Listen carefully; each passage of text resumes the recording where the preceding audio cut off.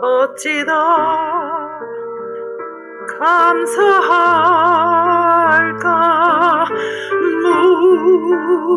무슨 말로써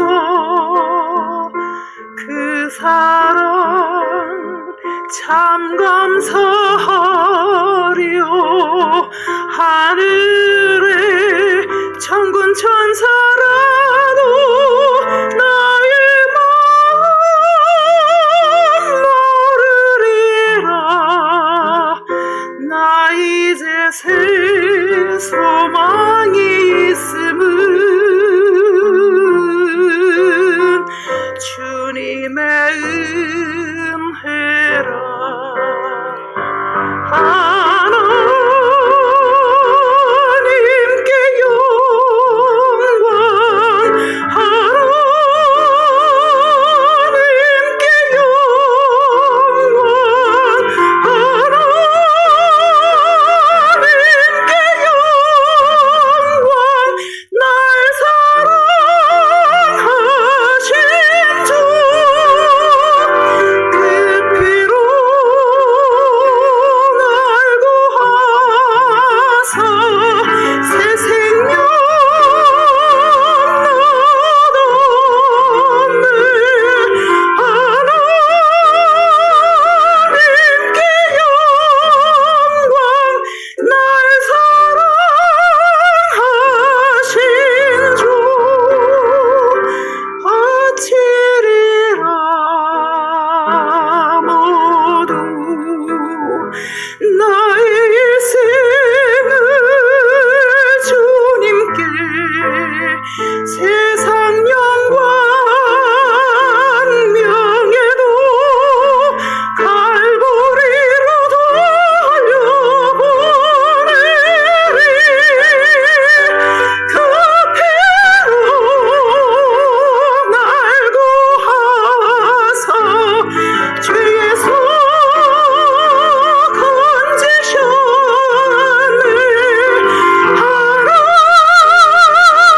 하나님께 영광, 날 사랑하신 주, 날 사랑하신 주.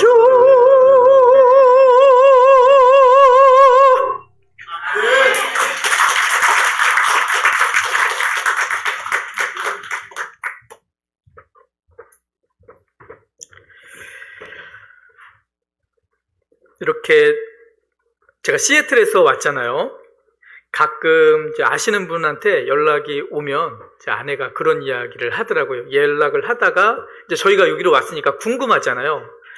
그래서 사역이 어떠세요? 물어보니까 아내가 아유, 하나님께서 고생하셨다고 여기서 저를 축복하시나 봐요. 그러더라고요.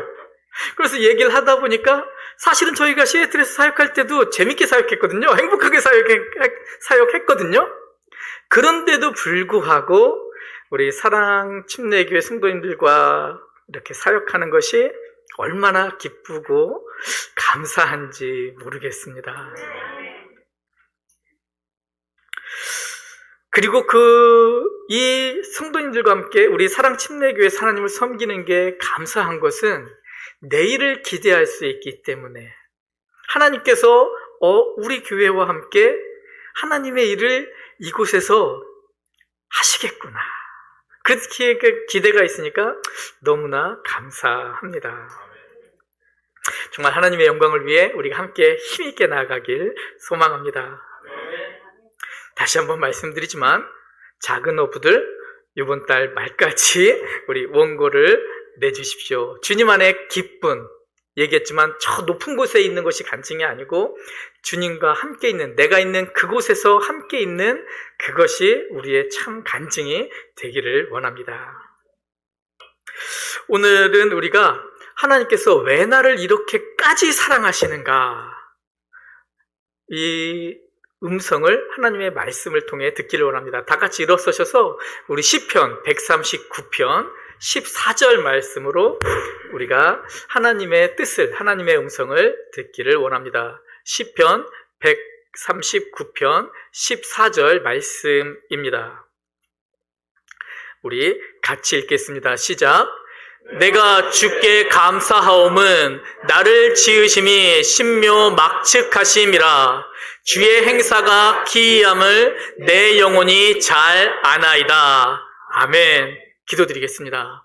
하나님 아버지, 하나님께서는 왜 우리를 이렇게까지 사랑하시는지 다시 한번 하나님의 그 사랑의 크고 깊음을 우리가 만나게 하여 주시옵소서. 그곳에서 하나님의 눈으로 우리를 보게 하여 주시옵소서. 그래서 우리 가치를 스스로 알고 우리 스스로를 사랑할 수 있는 우리 온 교회 되게 하여 주시옵소서. 함께 하여 주심을 감사드리며 예수님 이름으로 기도드립니다. 아멘. 다 앉으시겠습니다. 부활절을 지냈습니다. 예수님께서 우리를 사랑하셔서 2000년 전 이 땅에 오셨고 고난을 받으셨고 십자가에서 돌아가셨습니다. 예수님께서 십자가 못 박혀 돌아가시기 전 제자들은 예수님을 부인했습니다. 예수님의 수제자라고 하는 베드로조차도 3번이나 예수님을 부인했습니다. 결국은 예수님을 저주하기까지 했습니다. 그런데 저번 주에 우리가 말씀을 통해 들었지만 예수님을 저주하면서까지 버렸던, 배신했던 그 배신자를 저 같으면 그냥 발로 그냥 뻥 차버리고 버릴 텐데 예수님은 그를 찾아가셨습니다. 그가 있는 그곳으로 찾아가셨고 그를 다시 안아주셨습니다. 사랑하여 주셨습니다. 받아주셨습니다. 그리고 우리는 알고 있습니다. 그 사랑이 하나님께서 베드로에게 주고 멈춘 사랑이 아니고 우리에게도 동일하게 주시는 사랑임을, 우리에게까지 찾아오시는 사랑임을 우리는 보았습니다. 우리 성도님들께 제가 간절하게 부탁드립니다. 우리 스스로를 바라볼 때에 세상의 눈으로, 나의 눈으로 바라보지 마시고 하나님의 그 눈으로 성도님 스스로를 바라볼 수 있기를 소망합니다. 우리 성도님들은요, 하나님께 큰 사랑을 받을 만한 가치가 있으신 분이십니다. 오늘 저의 제목은 왜 하나님께서 우리 성도님을, 나를 이렇게까지 사랑하시는가? 질문으로 오늘 말씀의 제목을 정했지만, 그렇지만 기억해야 될 것은 우리 성도님은 하나님께 충분히 그렇게 사랑받을 만한 존재라는 거죠. 오래전에 어느 골동품 가게에 아주 낡고 볼품없는 바이올린이 매물로 나왔다고 합니다. 흠이 나 있고 칠은 벗겨져 있고 혀는 막 끊어지려고 아슬아슬하게 간신히 붙어있는 그런 바이올린이었습니다. 그러니 사람들이 관심을 보이지 않습니다. 쳐다보지도 않으려고 합니다. 주인도 그 바이올린을 단돈 몇 푼에라도 팔고 싶은데 사람들이 쳐다보지도 않는 거예요. 그런데 어느 날 악기 전문가가 그 골동품 가게에 와서 그 바이올린을 보더니 오래된 바이올린이네요 하면서 먼지를 톡톡 털면서 그 바이올린을 보더라는 것입니다. 그러다가 그 안에 작게 새겨진 스트라디바리우스, 혹시 아시는 분이 계신가요? 제가 바이올린을 모르기 때문에 이 이름을 외우느라고 힘들었어요. 저는 알지도 못하는 사람이에요. 근데 그 스트라디바리우스라는 사람의 진품 낙인이 그 안에 딱 찍혀 있었던 겁니다. 어떻게 했겠습니까? 그 골동품을 보고 너무나 기쁜 마음에 돈 몇 달러를 주고 그 바이올린을 사갔습니다. 그리고 시간이 얼마 지나지 않아서 이 바이올린이 다시 세상에 나옵니다. 세상에서 가장 아름다운 소리를 내며 천문학적인 가치를 지닌 걸작품으로 그 바이올린이 다시 이 세상에 나온 것입니다. 이것은 평범한 현악기가 바이올린이 아니었습니다. 당시에 지금까지도 이 세계에서 가장 위대한 명장, 바이올린을 만드는 명장이라고 하는 안토니오 스트라디바리가 직접 만든 악기였다고 합니다. 바이올린은 골통품 가게에 있을 때와 다시 나왔을 때 크게 바뀐 것이 없었다고 합니다. 바뀐 것이 있다면 다만 그 가치를 아는 사람을 만났다는 것입니다. 가치를 아는 사람을 만나서 세상에 나오니 몇 불짜리가 오랜 시간 거치지 않고 바로 몇십만 불짜리의 바이올린으로 재탄생하게 된 거죠. 우리는 세상을 살아가며 때로 이 낡은 바이올린처럼, 골동품 가게에 있던 그 낡은 바이올린처럼 우리는 우리 스스로의 가치를 잊어버릴 때가 너무 많이 있는 것 같습니다. 치열한 경쟁 사회 속에 살아가면서 세상의 눈으로 스스로를 바라보고 또 세상과 나를 비교하면서 나는 왜 이렇게 부족할까? 나는 왜 이렇게 못났나? 내 인생은 왜 이렇게 상처투성이일까? 이렇게 자책하면서 세상의 잘못된 잣대로 우리 스스로를 측정하며 나는 무가치한 존재야. 그렇게 자기를 전락시킬 때가 우리 스스로도 저도 많이 있는 것 같습니다. 그러나 오늘 말씀을 통해서 우리 인생의 참된 주님, 창조주이신 우리 하나님께서 우리 성도님들을 향해 해주시는 말씀, 세상이 하는 말과 전혀 다른 말씀, 그 선포를 듣고 주님의 능력 속으로, 사랑 속으로 나아가는 우리 온 교회가 되기를 원합니다. 하나님께서는 우리 성도님들 한 분 한 분을 향해서 너는 낡고 하찮은 존재가 결코 아니야. 내 손으로 너를 직접 빚었고 이 세상에서, 이 온 세상에서, 이 인류 속에서, 역사 속에서 단 하나뿐인 존귀한 가치를 지닌 존재가 바로 너야 라고 말씀하여 주십니다. 이 말씀을 우리가 하나님의 말씀을 통해서 듣기를 원합니다.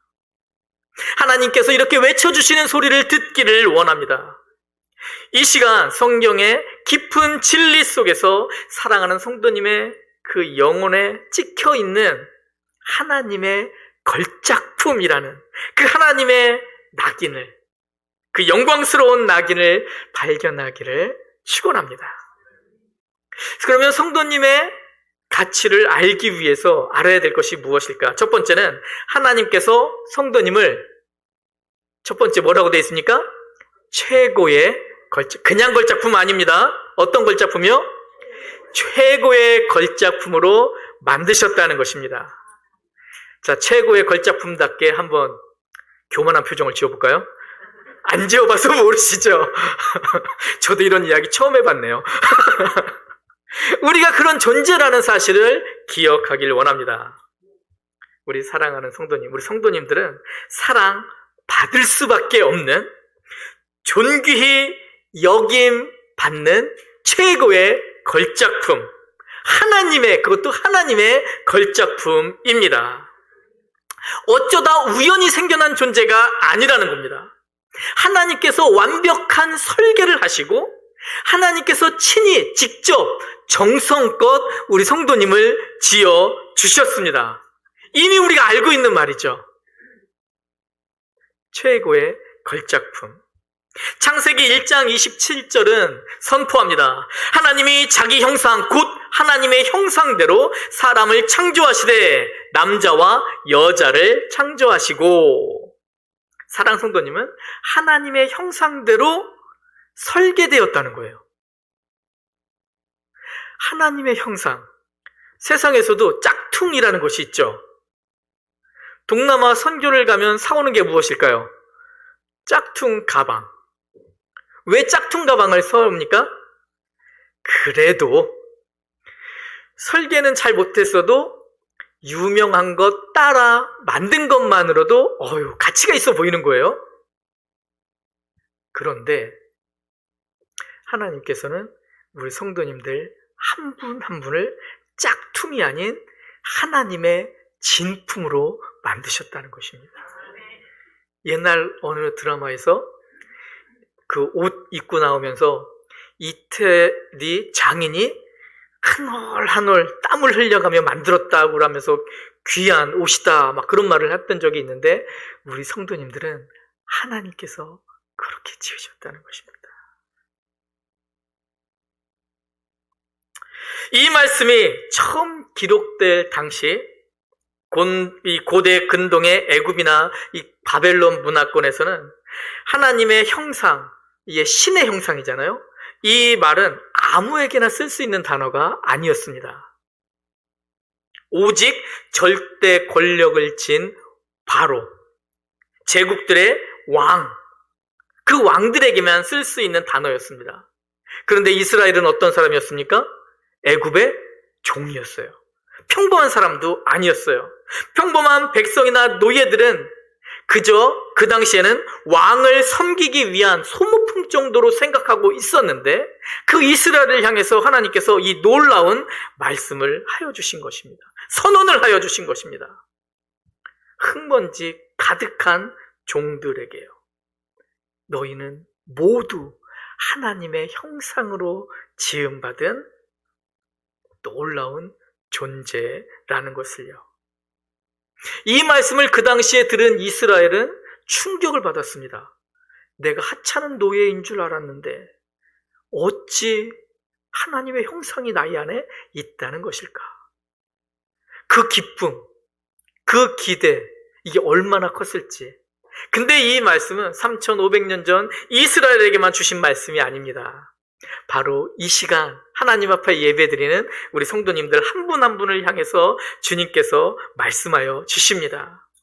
여러분 안에도 우주를 다스리시는 하나님의 존엄과 하나님의 그 거룩한 성품이 깃들여져 있다라고 말씀하십니다.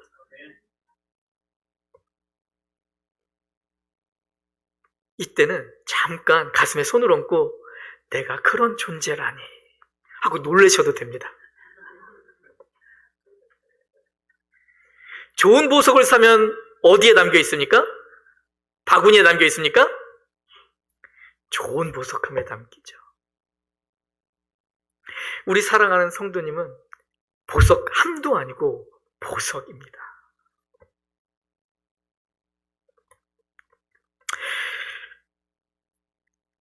다시 말하면 우리 성도님들 한 분 한 분을 하나님께서 그렇게 놀랍게 설계를 하셨고,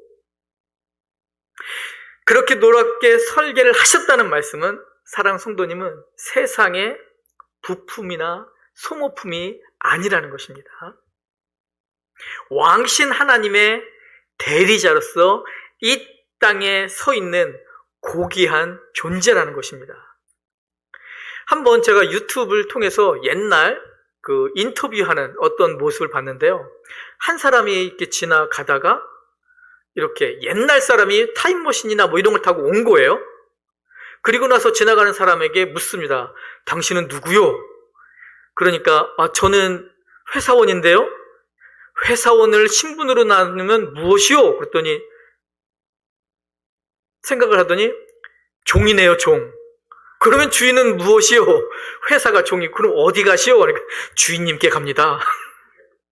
스스로를 그렇게 이야기하면서 가더라고요. 우리도 어찌 보면 그렇게 스스로를 바라볼 때가 많지 않았는가. 자, 사랑하는 성도님은 설계될 때부터 하나님께서 친히 걸작품으로 설계하셨습니다. 이제 무엇을 갖습니까? 자부심을 갖습니다. 그리고 하나님께서 다윗을 통해 시편 139편 14절을 통해 이렇게 우리가 고백할 수 있게 해주십니다. 내가 주께 감사하옴은 나를 지으심이 신묘막지흑하심이라. 주의 행사가 그 기이함을 내 영혼이 잘 아나이다. 신묘망측하게 하나님의 형상을 따라 놀랍게 설계해 주신 후 신묘망측하게 지어주셨다고 말씀하십니다. 이 신묘망측하다는 말이 어떠한 의미냐? 인간의 지혜로는 도저히 이해할 수 없을 만큼 경이롭게 구별됐다라는 말이에요. 되게 어렵지요?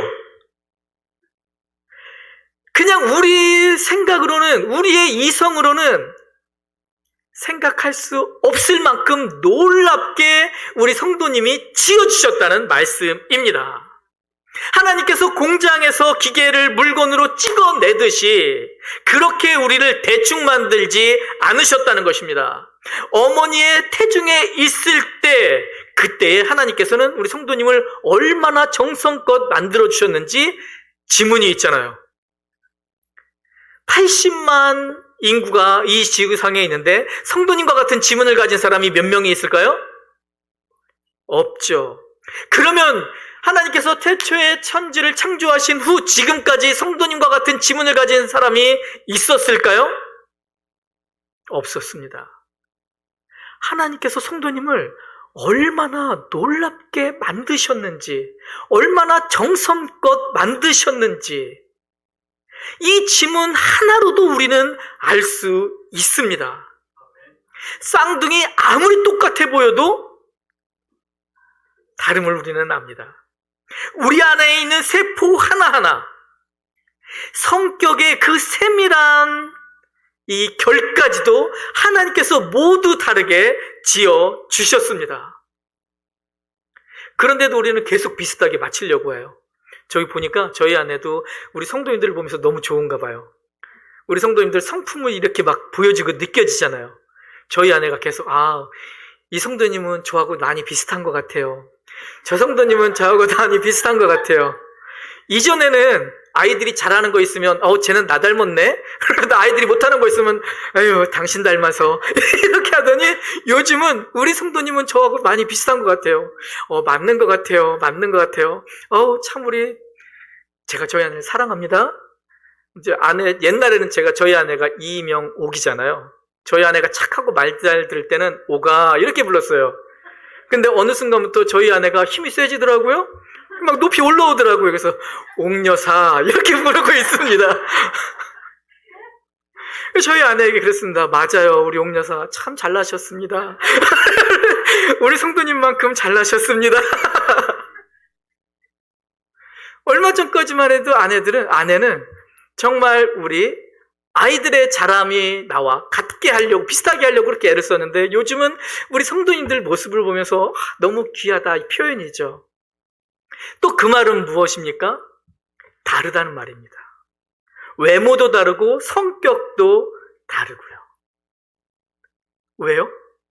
하나님께서 정성껏 만들어주셨기 때문에요. 모두 다르게 단 하나 최고의 걸작품으로 만들어주셨기 때문에요. 제가 그래서 자주 말씀드리잖아요. 흙이 작아서, 흙이 모자라서 저를 짧게 만드는 것이 아니라고요. 웃으시면 안 돼요. 이거 가슴 아픈 얘기를 했는데 웃으세요. 하나님께서 저만 특별하게 지어주신 거예요. 어딜 가도 저는 딱 표가 나요. 어떤 목사님이요. 작은 목사님이 그분이요. 저는 세상의 눈으로 저를 보지 않습니다. 하나님의 눈으로 봅니다. 하나님의 눈으로 저를 보면 어떤 일이 일어나는지 아십니까? 아침에 일어나서 세수를 하고 거울을 보면서 하나님의 솜씨는 대단하셔. 이렇게 하는 거죠. 왜요? 다 보시는 바대로 뭐가 있습니까? 그런데도 불구하고 하나님께서 저를 걸작품으로 지어주셨음을 알기 때문에 저는 저 스스로 보고 걸작품이다, 최고다, 그렇게 하시면 안 된다는 겁니다.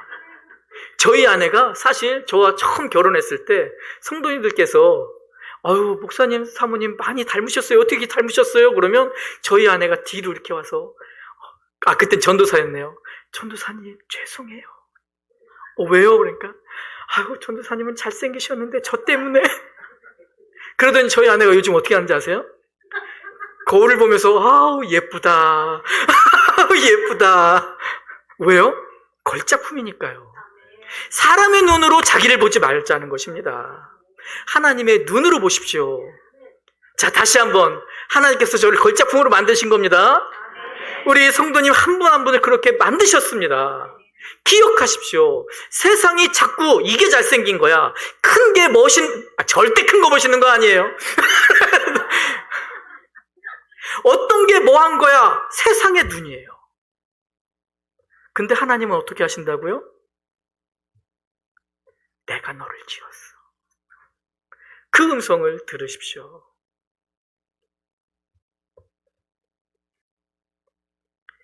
(80억의) 인구 가운데 나만 유일하게 이렇게 지어주셨습니다. 설계도 놀랍지만 우리 성도님을 하나님께서 지으실 때도 하나님께서 친히 사랑으로, 정성으로, 최고의 걸작품으로 지으셨습니다. 모두 아멘 하십시오. 다시 한번. 그렇게 최고의 걸작품으로 지으셨습니다. 이제 나가셔서 아유 나는 왜 이렇게 이러면 안 됩니다. 더욱 놀라운 것은요, 에베소서 1장 4절 말씀에 주님께서 우리 성도님의 창조의 계획을 이렇게 말씀하시죠. 창세 전에 그리스도 안에서 우리를 택하사. 세상의 기초가 세워지기도 전에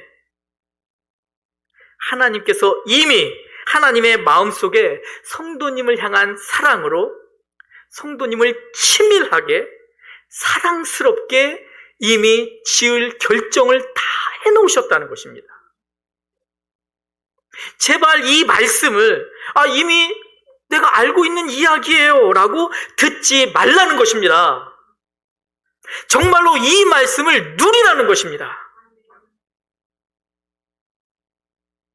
그냥 넘기지 마십시오.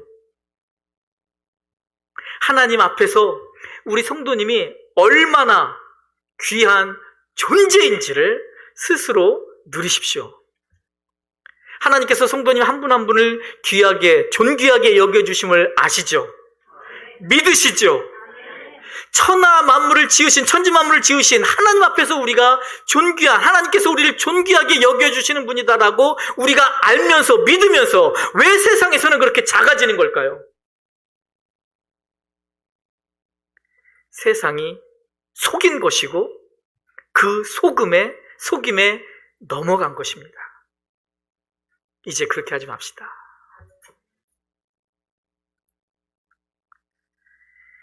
하나님의 사랑을 우리 모두가 느끼기를 원합니다. 그리고 누리기를 원합니다. 세상이 저를, 우리 성도님들을 어떻게 취급하든지 우리 성도님은 창세전부터 계획된 하나님의 유일무이한 최고의 걸작품이십니다. 저희 아내가 저를 이렇게 만나고 나서 저희 아내 바로 위에 동서, 저희 아내가 일남, 큰 오빠가 있고 그 뒤에 오녀예요. 네. 이건 심하셨어요. 네. 농담입니다. 네. 근데 딸이 5이니 어떤 사람을 여러 사람을 만났죠. 그죠? 저희 아내 바로 위 언니가 셋째 언니. 셋째 딸은 어떤 딸이에요? 보지도 않고 데려갈 수 있는 귀한 딸이죠. 근데 공교롭게도 그 셋째 딸이 키가 작은 남편을 만난 거예요. 저희 아내가 계속 그 위에 형부를 보면서 형부는 왜 이렇게 작아 이렇게 했는데 저를 만난 거죠. 세상이 어떻게 됐을까요? 저희 아내가 저를 만나고는 눈높이를 저한테 딱 맞추게 되는 거예요. 의도한 게 아닌데 형부를 만났는데 형부 크네? 바뀐 거죠. 성도님, 우리의 시각은 바뀔 수 있습니다. 우리의 시각은 돌고 돌아요. 지금은 저보고 조금만 더 크지라고 해요.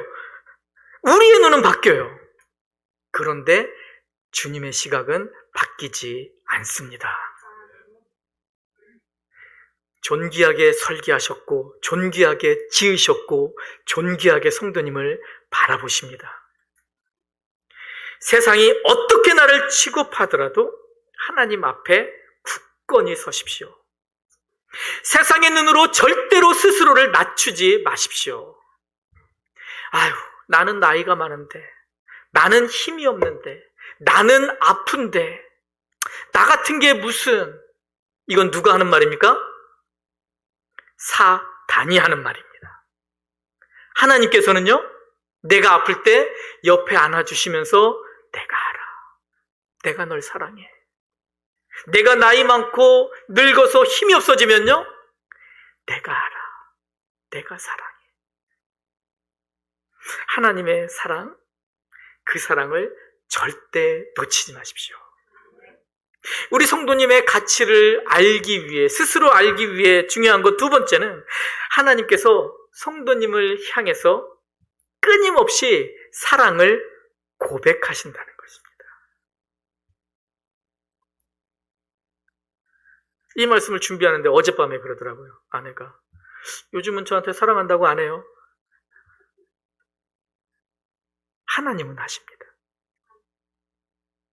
말씀을 통해서 하여 주십니다.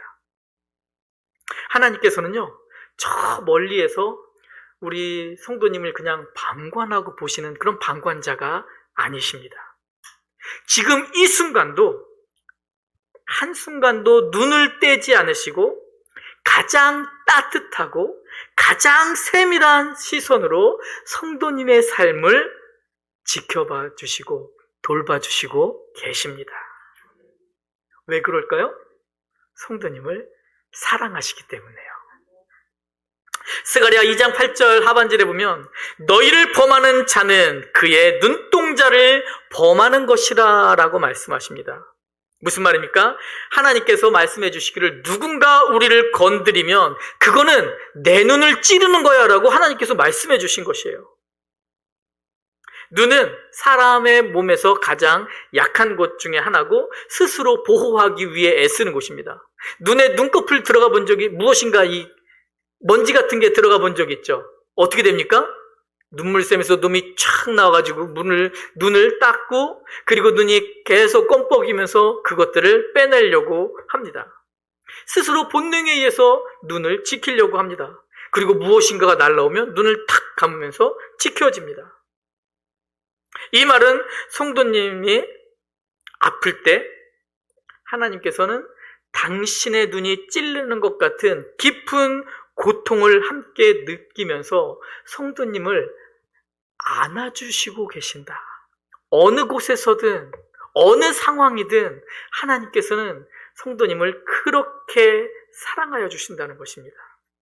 왜요? 우리 성도님은 걸작품이기 때문이에요. 그리고 더 깊은 사랑 고백을 이사야 43장 4절을 통해 해주십니다. 내가 너를 보배롭고 존귀하게 여기고 너를 사랑하였은즉 내가 사람들을 주어 너를 바꾸며 백성들로 내 생명을 대신하리라. 이스라엘이 포로로 끌려가서 헐값에 노예 시장에 막 팔려다닐 때 그 이스라엘 백성들을 향한 하나님의 사랑의 선포입니다.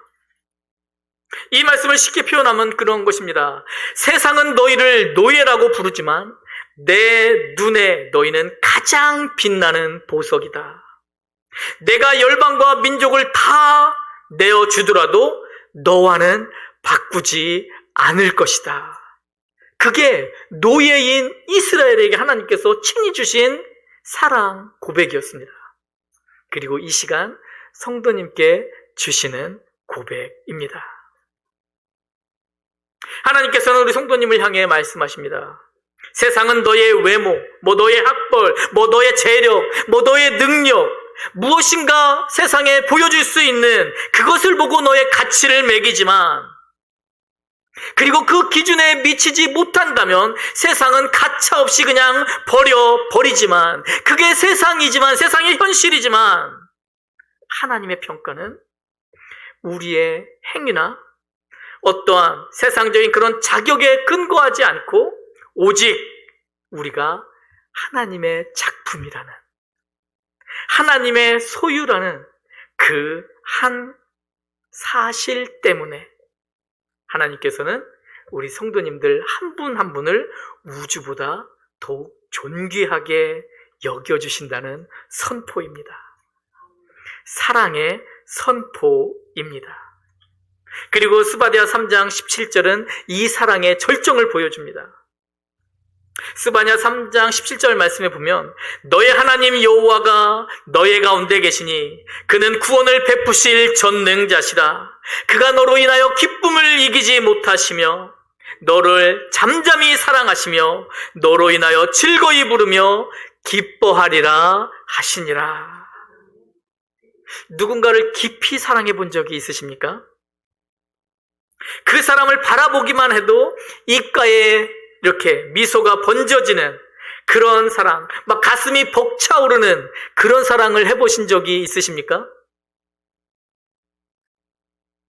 저희 아내가 아내 얘기를 많이 하네요. 사랑 이야기니까요. 괜찮죠? 결혼하기 일주일 전 저희 아내가 한복을 입는데 그땐 참 촌스러웠어요.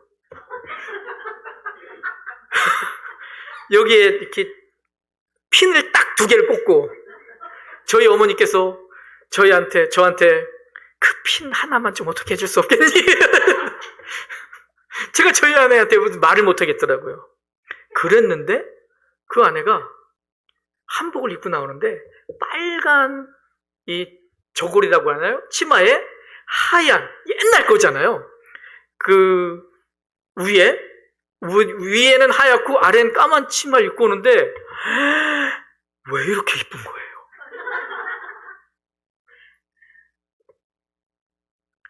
오, 진짜 가슴이 벅차오르더라고요. 와, 내가 저렇게 이쁜 여인과 결혼을 하다니. 그러한 눈으로 하나님께서 우리를 봐주신다는 것입니다. 갓난아기를 품에 안고 자장가를 부르는 어머니의 그 사랑스러운 눈빛 한번 잠깐 생각해 보십시오. 그 눈빛으로 주님께서 우리 성도님을 바라봐 주신다는 것입니다. 만군의 여호와 전능하신 하나님께서 바로 그 눈빛으로 오늘 이 예배 자리에 앉으셔서 하나님께 예배드리는 하나님의 말씀을 듣는 우리 성도님들을 지금 그렇게 바라봐 주신다는 것입니다. 놀랍지 않습니까? 귀하지 않습니까? 여러분들이 어떠한 대단한 성과를 내서 헌신을 많이 해서 그런 게 아니에요.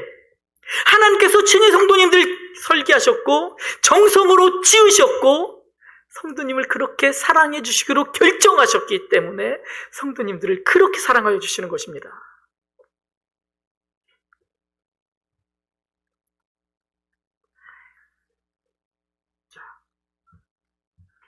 이게 뭔지 아세요?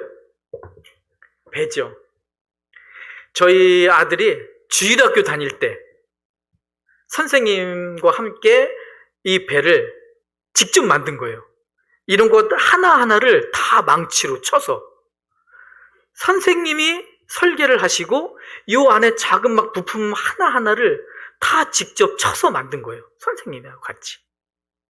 근데 저희 아들이 여기에 대해서 한 것이 무엇이겠습니까? 딱 봐도 국민학교 한 2학년 때쯤이었거든요. 선생님이 거의 다 해주신 거예요. 근데도 그 앞에서 한 6개월 정도를 같이 선생님이 거의 다 해주시면 망치질 한두 번 해주고 칼질 한두 번 해주고 사포 한두 번 해주고 페인트 칠할 때 조금 만져주고 엄밀하게 따지면 선생님이 만들었다 할 수 있지만 그 옆에서 아들이 잠깐 만드는데 함께 하면서 내가 만든 거야. 이걸 가져오기 좀 힘들었겠죠. 사실은 저희가 오면서 짐을 다 버리고 왔거든요. 거의. 정말 제 눈물 같은 책도 막 다 버리고 왔어요. 그런데 이거는 못 버리겠는 거예요. 왜요? 아들이 직접 만들었다 생각하는 거거든요. 왜 가지고 왔는지 이해가 되시죠? 하나님이 성도님을 사랑하는 마음 이해가 되십니까? 제가 성도님들께 간절히 바라는 것은 그 마음을 머리에만 두지 말고 삶에서 누리시라는 것입니다.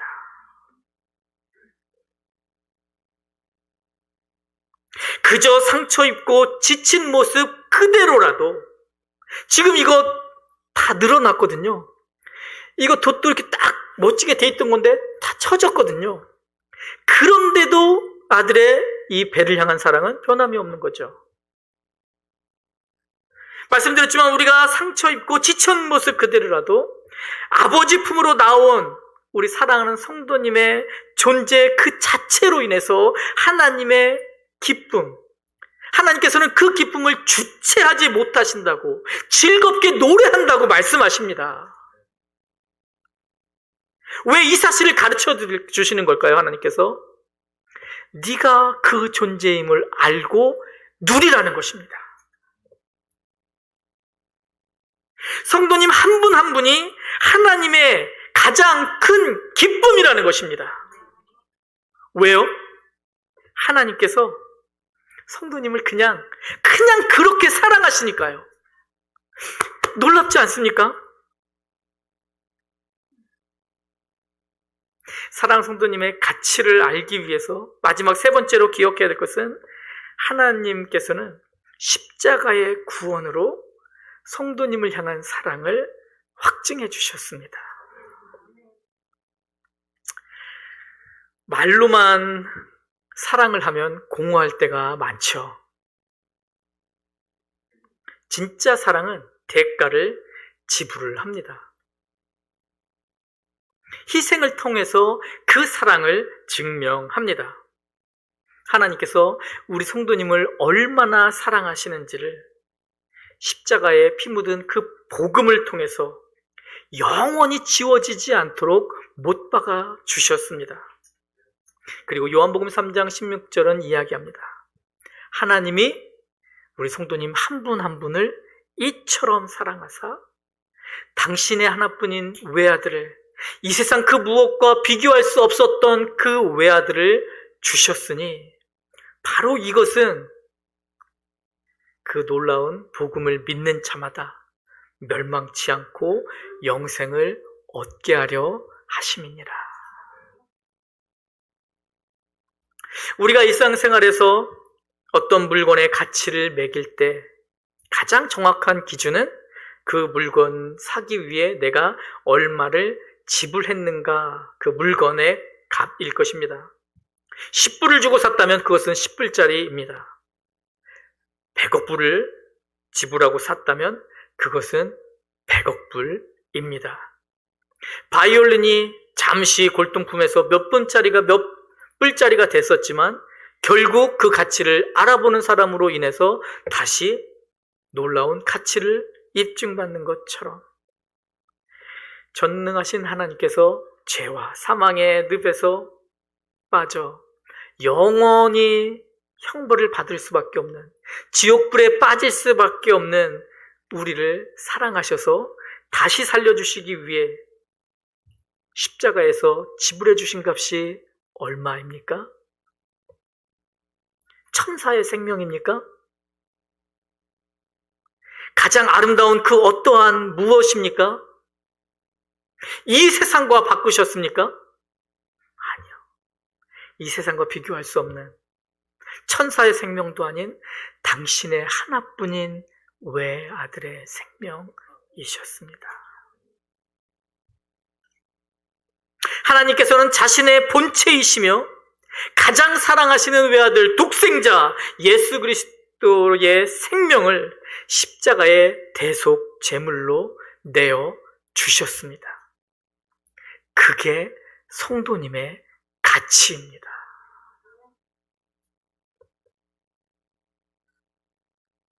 이것은 천지만물을 창조하시며 이 역사 세상의 주인이신 하나님께서 사랑하는 성도님의 가치를 예수 그리스도의 생명값이다 라고 세상에 선포하여 주신 것입니다.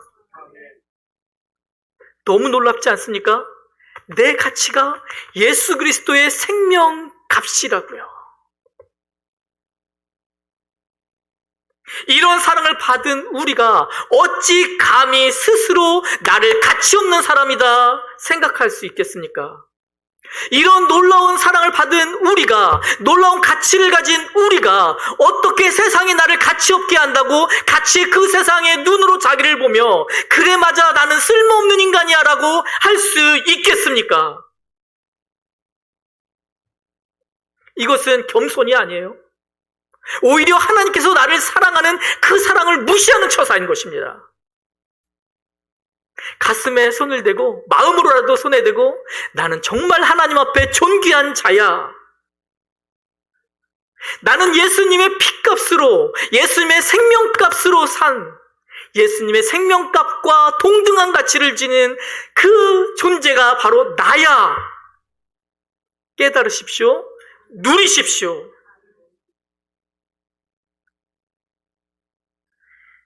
나를 스스로 작게 만들므로 나를 살리기 위해 십자가에서 생명을 바치신, 버리신 예수 그리스도의 그 엄청난 희생과 그 보혈의 가치를 부정하는 미련함을 범하지 않는 우리 성도님들이 되시기를 원합니다.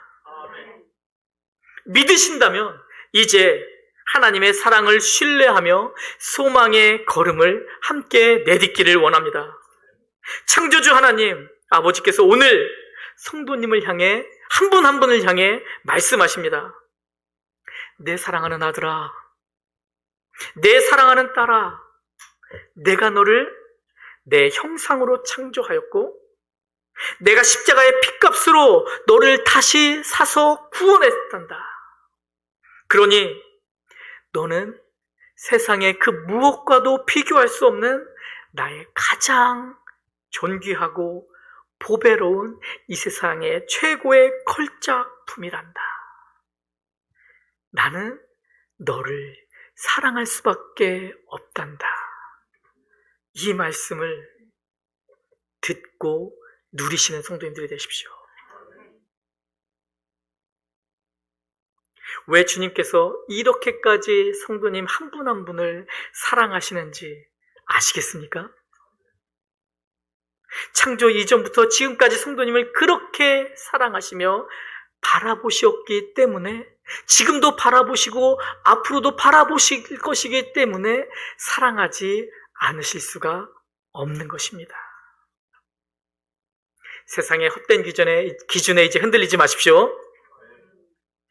나를 위해 독생자까지 아끼지 않으신 그 하나님의 뜨거운 사랑을 사람의 그 눈빛이 아닌 그 하나님의 눈빛으로, 세상의 눈빛이 아닌 하나님의 눈빛으로 우리 스스로를 바라보는 우리 온 교회가 되기를 간절히 소망합니다. 이 시간 기도드립니다.